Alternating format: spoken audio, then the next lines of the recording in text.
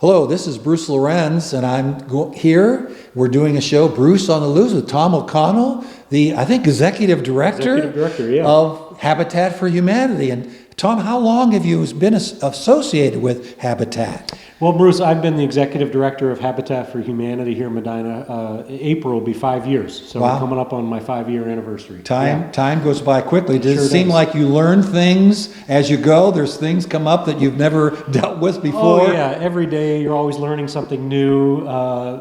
There's always something going on with Habitat that is new that I haven't had to experience yet, whether it relates to our fundraising or families or construction or the restore. Every day is a little different than what we've experienced before, yeah. We're here on location, Silvercrest Road, and we did another show, I think, on Durling. There were two houses there, right back to back. And tell us a little bit about this house. Yeah, so this home, Bruce, started actually in September of last year, so 23, and actually started in a parking lot at a company in Medina called Rivago. They hosted about 8 or 9 different businesses and organizations, all sent employees. We had a group of maybe 50 to 60 people. And they literally built the exterior and interior walls in the parking lot in Medina. We loaded it up on a flatbed trailer and in our box truck, and we transported it down here. And we've been building here on Silvercrest really ever since. So really kind of through the winter, we've been working on this home. As you can see, as we're in here now, there is flooring on the floor. There's paint on the walls. There's still obviously some things that get finished, but yeah, this project has really come along. And as you said, we were finished 2 homes down on Durling over the last couple of years as well, just down the road from us here. Is there any criteria for lot size, or has the city cooperated with you at Wadsworth quite well? Oh yeah, the City of Wadsworth has been incredibly supportive. This is actually, when we're finished this home, probably sometime in May, this will actually be our 16th home that we have finished. Well, I would have guessed 10. Yeah, here in Wadsworth. Wow. So we're really excited about that. Yeah, Mayor Labaugh and her whole team have been incredibly supportive to us. So typically a lot for us is, at the most maybe a half acre, quarter acre size lots. I forget exactly what the size of this property is that we're standing on today, but typically that's the size of our properties. This home, or this property I should say too, at one point did have a home on it. And this property was graciously donated to us. Wow. The family, the owners of this property live in Medina, and they reached out to us. Again, there was a home, no one was living in it. They own a house in Wadsworth, or no, Medina. And they came to us one day and said we were interested in donating. So we worked out an arrangement, and they donated this property. And the home that was here was very small, in pretty poor condition. So we made the choice to take the home down, clear the lot, and then build, this brand new beautiful home here on this piece of property. So if anyone's out there that does have a property in a condition that they can't repair it, or if they want to sell a piece of land, you'd certainly be available and want to talk to them, right? Yeah, Habitat is always on the lookout for trying to acquire more properties, whether a property be a lot with a home on it that we could possibly rehab. We haven't done a lot of rehabs. We'd actually like to do more rehabs. But yeah, either a piece of property with a home or just an empty lot that we could build. We can purchase. Obviously, we really love accepting donated properties as well. But yeah, we're always on the lookout for those kind of properties just to add to our inventory, because we're always trying to have enough properties in our portfolio for the families in our program. What about across the street? Rumor has it, and I went to an activity that the gentleman said that he has sold a lot that might have 2 houses in the future. Yeah, so actually as we look out the window, literally Habitat owns, because of the neighbor across the street, owns 2 properties right across the street. So we don't have a family committed to those 2 properties yet, or families committed to those properties yet, but at some point we will be back here on Silvercrest and building 2 homes across the street. Yeah, that gentleman, actually we made contact with him when we were building on Durling. And he told us that he owns some property up here on Silvercrest. We talked about, what he was interested in selling, and we were able to buy, literally right across the street, two properties. And it actually worked out good. Now, we own those two properties because as we've been building here, as you drive on Silvercrest, there's not a lot of parking on the street. Well, there's no parking on the street, and we're on the top of a hill. So we've actually been parking, some of our volunteers and construction staff have been parking across the street on that lot, all those lots we own as we've been building this house. So it actually, owning those has helped us even in this construction as well. What are some of the criteria if someone would be interested watching this show and say, oh, they're thinking about building two more properties? What would a family have to do to qualify? Yeah, so really it comes down to 3 criteria. First, a family has to present need for better housing. So need could be they're paying over half of what they bring in every month for rent. And that is typical. That can really happen in this day and age. Oh, I believe the most recent statistic I've read is that 1 in 8 Ohioans, so not just here in Medina County, but in our state, are paying over half of what they bring in every month for housing costs. That's unbelievable. So it is. So need for better housing, a willingness to partner with us, and what I mean by that is they have to do volunteer hours, or what we call at Habitat, sweat equity. So literally, like this individual, this homeowner who will soon occupy this home, it's a single applicant, so she's required to complete a minimum of 250 volunteer hours by the time this house is finished, and she's well on her way to doing that. So how would those hours be accumulated? Could she work at your store? Yeah. And I think that's on Route 42? Correct. So so they can do volunteer hours, sweat equity hours at our restore, on Lafayette Road there on 42 in Medina. They can do volunteer hours obviously on other people's homes being built, on their own home being built. We also require them to go through some basic financial literacy classes to learn how to budget and save and the dangers of predatory lending, credit, and all that kind of stuff. So that's the willingness to partner. And then the last criteria is they have to have the ability to pay. Because Habitat homes are not free. A lot of people still think we give away free homes, and that's not what we do at all. But they become homeowners, and we will sell this home to this family with a 0 interest affordable mortgage for 30 years, and it's based on what she can afford, not necessarily what it costs us to build the home. So as long as you meet those 3 general criteria, you have to fill out an application. We will probably accept applications sometime later in the summer. We don't accept applications year-round. We don't have a big enough team to process applications every month. So it's really kind of, we do like a month at a time, or a window, so to speak, when people can apply. But that's the general criteria for our program. Yeah. So I would imagine the need in Medina County never goes away. It doesn't, and I think it's only getting worse. And not just Habitat for Humanity, our kind of niche in the affordable housing spectrum, is home ownership. That's what we're doing. These aren't rentals. We don't rent any properties out.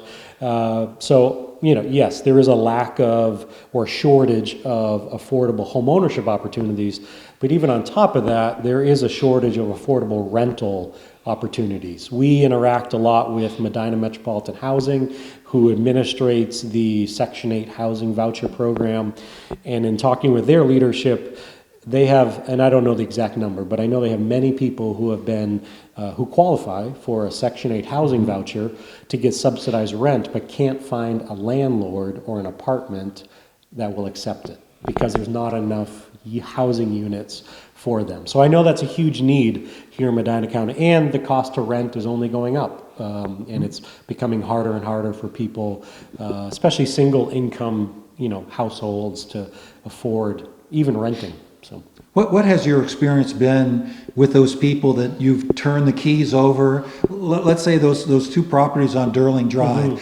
It seems to me that people enjoy the houses, they keep them up, and they add to the value. Yeah. I mean, we have seen, all of our homeowners just, they express incredible gratitude, and they're just so thankful for what every volunteer, our board, what everyone has done to help them get to that point. And one of the things we like to say too is that we're not doing it for them necessarily, but we are doing it with them. They are partners. We literally call them partner families that together them and Habitat, we're going to make this happen, and we do. And just the day we present the keys, it's an incredible celebration. And then especially the day they put their name literally to the mortgage, and then they move in. And then, we follow up, we see them from time to time, and they become, invested in the community. And many of these homeowners, they choose to live where they're already living, especially if they have children in the school system. So they become even a bigger, more invested in the community. And now, as a homeowner, like, they're paying property taxes. So they are contributing economically to their city, to their county, to their school districts through property taxes. And yeah, they take care of their homes. And, most of the properties that we build on, like you think of this property again that we're standing on, this had a home, but it wasn't used. It was empty. And again, was in poor condition, and now we are improving, this neighborhood, this street, with this beautiful home that is going to increase the value of the whole neighborhood as well. So yeah, I would imagine they are some of your better advocates. They can talk to other people, and they certainly will speak highly of the program because, I mean, this is home ownership is very, very important. Oh yeah, and they. One of the neat things to see as we get, go through those application seasons when people can apply, there have been times where we get an application and as we get to know the applicant, they'll tell us that so-and-so, who's a Habitat homeowner, was a friend of theirs, or they know or work together, or, and they have encouraged them to apply. And they are, like you said, Bruce, some of our greatest advocates. And back to your point about home ownership, we really believe that home ownership really can create the environment for generational change. So many of the problems and challenges plaguing our communities, our county, our cities are generational in nature. They've been going on from generation, and that's one of the many reasons why they're so hard to change. But I really believe when you provide someone a safe, stable, decent, affordable place to live, especially a home that they own, and it's an asset that's only going to increase in value, and their kids don't have to worry about switching schools because they can't afford the rent anymore in one part of town, they have to move to the other part of town, and the stress that creates on children trying to learn in school. I really think it creates the environment for generational change within a family, within a household. So it's incredibly meaningful work, and yeah, we're changing the trajectory of a household, of a family's life. I think former President Jimmy Carter would agree. Yeah. He certainly passed away recently, but he was really an advocate and one of the leaders in developing Habitat for Humanity. Can you tell me his impact on the organization? Yeah, former President Jimmy Carter, I mean, is one of the greatest, Habitat's greatest ambassadors, and that's kind of what they call, they call these kind of that level of persona, an ambassador. And really, some people I still interact with today think President Carter started Habitat. And I have to, obviously because they think he started it because he's so well known within Habitat. And obviously he didn't, but he's one of the greatest, advocates of Habitat, spreading the word, getting so many people involved in what we're doing. And now even today, Habitat International every year dedicates 1 week, they call it the Carter Build Project, and they move around the state or the country, pick a city, and they bring in hundreds of volunteers. Wow. And they build upwards of maybe 20 to 30 homes in a week with all these hundreds of volunteers, and leveraging his notoriety and just what he's really been just a key volunteer and ambassador for Habitat and affordable home ownership. I think has been something he's just really championed. Another advocate for that is her last day, Marcia Fudge. Yeah. The federal government. She was representative from the Cleveland area, housing and urban development. This is her final day. I heard on NPR that's what you were telling morning, me. I didn't know and that. Yeah, she certainly did a lot and really thought home ownership was really important. Yeah, I agree. I think HUD and her leadership they've taken great strides to increase, trying to grow the affordable housing options, units, even ways to finance it, all that kind of stuff. Yeah.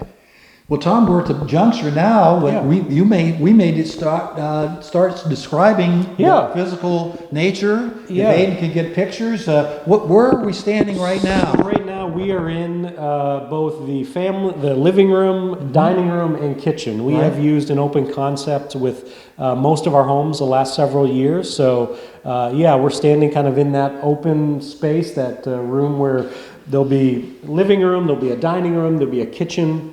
And it looks like the kitchen has a lot of cabinet space. Yeah, and a lot of opportunity to be there and really enjoy preparing the meals. Yeah, and another thing I like to add too is, as you see the colors on the cabinets, the flooring, the paint colors on the wall, or the paint color on the wall, we do invite the homeowner to choose all that. Oh, okay. So we decide the layout, how the house will sit on the property, how many bedrooms based on the family size, but they get to choose. This family household chose the white cabinets, I don't know if you want to call that blue on the wall, a shade of blue. Yeah. The type of flooring that's on the floor, they get to pick all of that. They also got to pick the siding color that's on the outside. They get to, pick the shutter colors. So in a way, they get to personalize it with what they want. They want it to make their own. And obviously they will, especially once they move in. Does Habitat work with some of the same construction people, like the windows? Do you work with the same company time after time to know that they'll get it done and do it properly? Yeah, so we work with a lot of the same subcontractors that do all of our electric, plumbing, HVAC, excavation work, the concrete work. Our suppliers are a lot of the same. We try to stay as local as we can. So our lumber, we work with Lodi Lumber. The windows are supplied by ABC Supply. So we work with All Construction Services for the insulation. We try to stay as local as we can with our suppliers and our subcontractors. And the nice thing is there's a level of trust because we've been working together for a number of years. So we do that to work with a lot of the same people. I'm sure they're appreciative of that too, that they know that you probably let them know ahead of time, hey, we got a property, maybe 2 houses, and we haven't talked about 2 other areas you focus on, although I'm sure there's some in the county. What about Brunswick? What's going on in Brunswick? So we'll actually be starting a home. We're going to be building the walls for a new home in Brunswick here April 20th. Similar to this house starting in Medina and coming to Wadsworth, we're going to be starting this house at Lafayette United Methodist Church. And that home is actually going to be built, it's pretty neat, with I think it's 8 or 9 United Methodist churches across Medina County. So they're banding together? Coming together, and they're all going to meet at Lafayette United Methodist. They're on 42, and we're going to build the walls. Hopefully the weather cooperates on Saturday, April 20th. And then we're going to take the walls from Lafayette United Methodist up to Brunswick. We own a piece of property up there. And then the churches, many of the churches are going to send volunteers throughout the build schedule over the next several months. So that's our next one in Brunswick. And then in May, we're planning to start another home in Medina as well. And that home, the walls are going to be built at St. Ambrose Church in Brunswick. They've already committed to doing that. I kind of wish we had switched that to not have to transport them as far, but it is what it is. And then those walls will come down to Medina, actually not too far from our restore and office there in Medina. So it sounds like churches are stepping forward and helping out a great deal. They are, and probably a lot of camaraderie there. And I would imagine those churches would take a lot of pride in doing that. Yeah, it's really fun to watch churches come together like this. It's been fun to be a part of those meetings, especially with the Methodist church pastors, to hear them, get excited about this build together and get their congregations involved. I've had the chance to visit some of those churches on a Sunday morning and talk a little bit about Habitat, answer questions, those kind of things. But Habitat, it's really a faith organization. We don't adhere to one type of faith or belief system, but we're open to all people and all faiths and belief systems. But even in our mission statement, we talk about putting God's love into action, and we do that by building homes, swinging hammers, laying flooring, installing cabinets. So it's fun, to see faith communities get involved with us that want to put their faith into action in this way. So. what brought the camaraderie together was, of course, I was principal of Black River, and every once in a while there'd be barn raising, where the men would all get together, and a lot of them were carpenters, and they would go ahead and get on the roof and get things done. The women, of course, would be preparing the lunch and getting things ready, so they would take all break together, and kind of remind me of that situation as well. Yeah, that's neat. Yeah, for sure.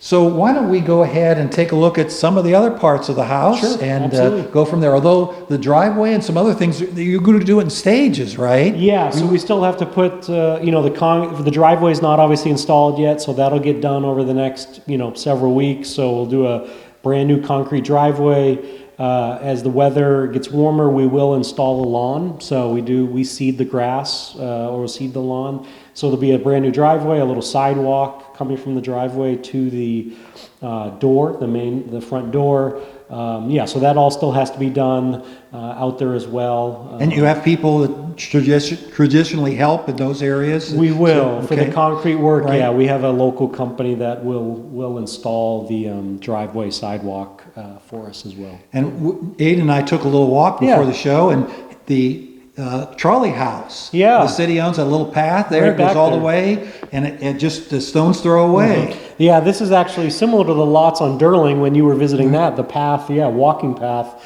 is right behind there as well. And this is the homeowner, I can tell you, the future homeowner is really excited about having that amenity literally in their backyard. Yeah. Might the city have a grand opening where they come? I think Durling, I was invited.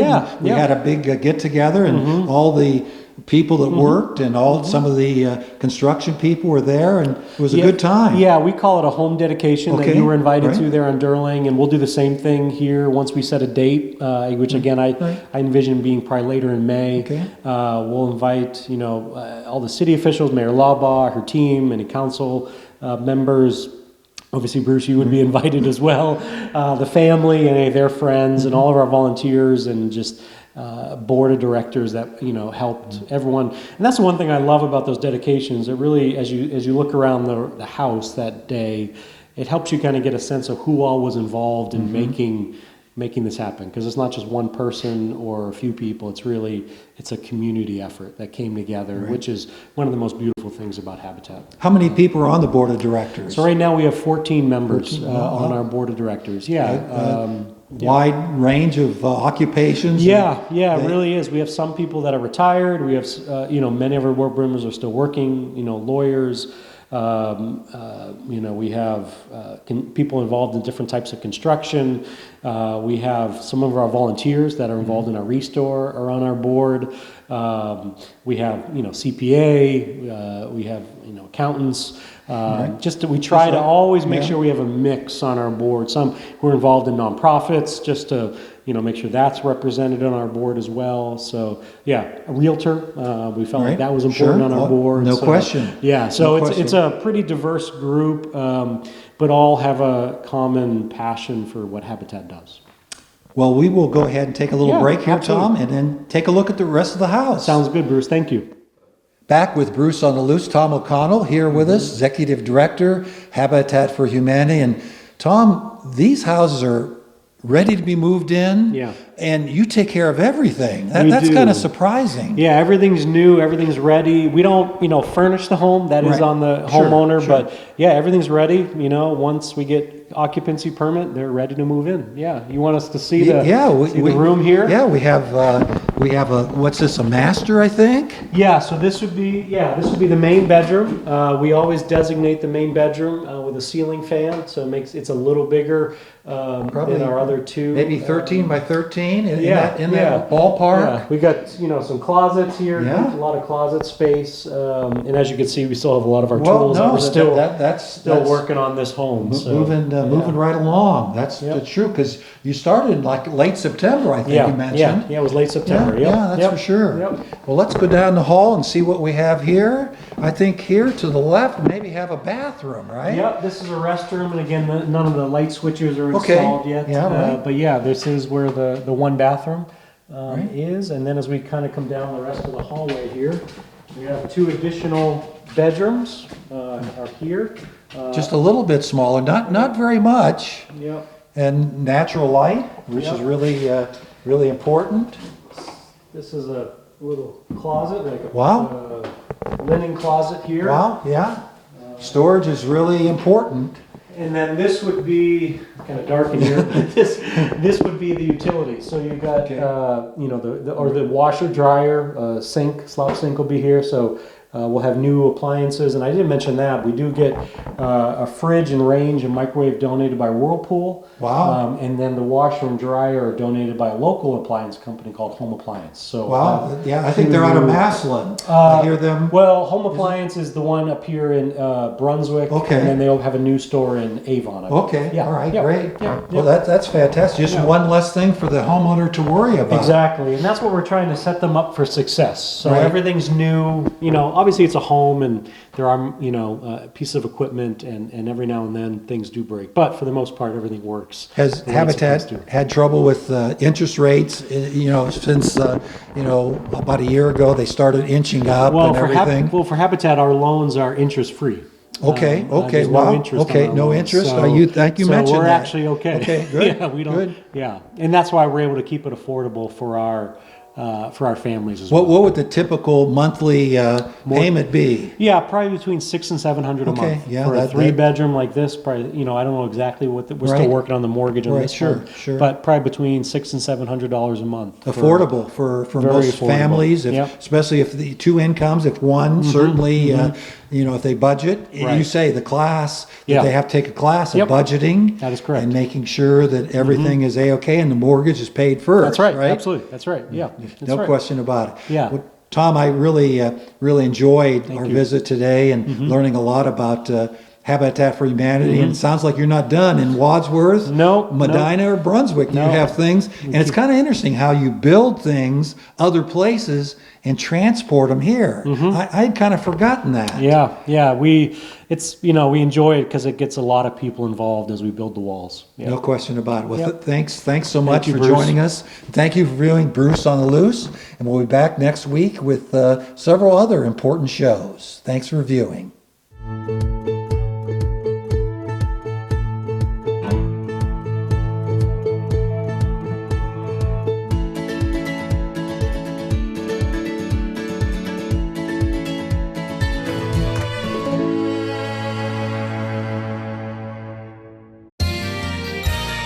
You are watching WCTV, Wadsworth Community Television.